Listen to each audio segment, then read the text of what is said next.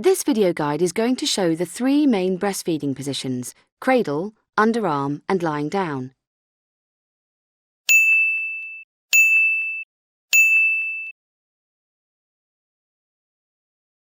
Helen and her son Max are joining us to show the different positions, and Wendy, our midwife, will share her knowledge and expertise to help you find the one that works best for you and your baby.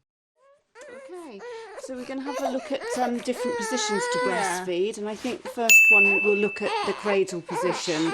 And obviously commonly we would do this when we're sitting out in the chair or if we're out and about as well. Right. But it's easy done on the bed. Having lots of pillows on the headboard is great to sort of get into a comfortable position. Yeah. So if you remember to just have his nose in line with your nipple, so he will open his mouth naturally to the breast. And make sure his tummy is straight in line with your tummy as well, so it's actually in line, and that just makes the position much easier.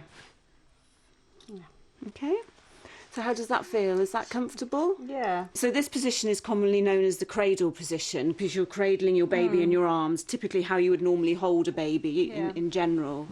So it's just adopted that name. Okay. You're supporting his head beautifully, and he's feeding lovely from the breast.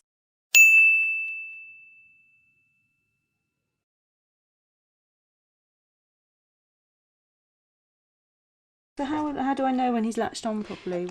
And there's a lot of ways to find that out, really. But one of the things is you can actually hear him sucking. Can you hear the actual swallowing as well of the milk? And that's actually a very good way of knowing that he's actually fixed on properly. Okay.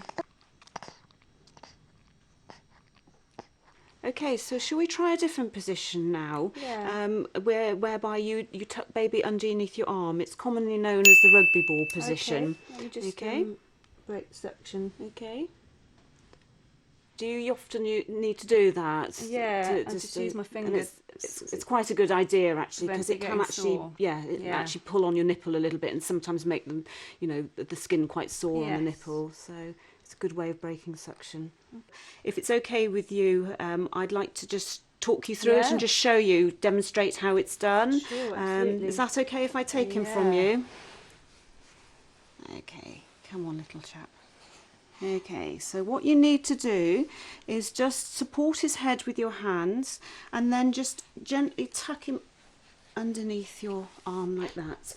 Okay, so you've got your hands supporting his head and then he's sort of resting in the crook of your elbow, and then you can just bring him to your breast, and then if he's going to latch on, he'll latch on that way. Okay. And this is a position that's particularly good for women, for example, who've had twins, because ideally you want to be feeding twins at the same time, and so it's good to have one attached to one breast and one attached to the other breast, so you can hold them both at the same time. Right. Okay. And the other thing as well is that sometimes if you've got a sore tummy, particularly if you've had a cesarean section, it's a good way to hold your baby to get breastfeeding established. Right.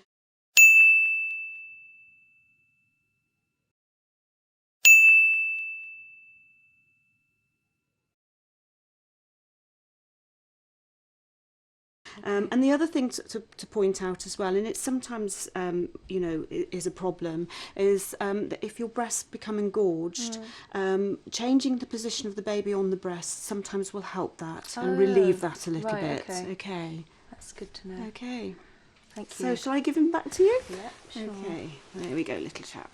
Well, he's nice and quiet. So the third position that I'd like to show you is lying down on your side, actually on the bed. Okay. So if I get you to put Max lying on the bed, Right. I lie down and then on if you my lie down side, and face me, Right. okay, if you keep your shoulder right down flat on the bed and get really comfortable, okay, and then just roll back slightly, and then we roll him across to you. I think the important thing to remember is that, while obviously you're doing this in bed, it's important not to fall asleep, and to put him back as soon as he's finished his feed. Right. Okay. Everybody finds their own way of doing things and finds what's most comfortable for them and for their baby, and that's important to remember that. There's lots more useful information about breastfeeding and the benefits it brings for you and your baby on the Aptamil website. You'll find our forums online too to find out more about other mums' experiences. And if you have any other questions, there's also a team of experts at the Aptamil Care Line.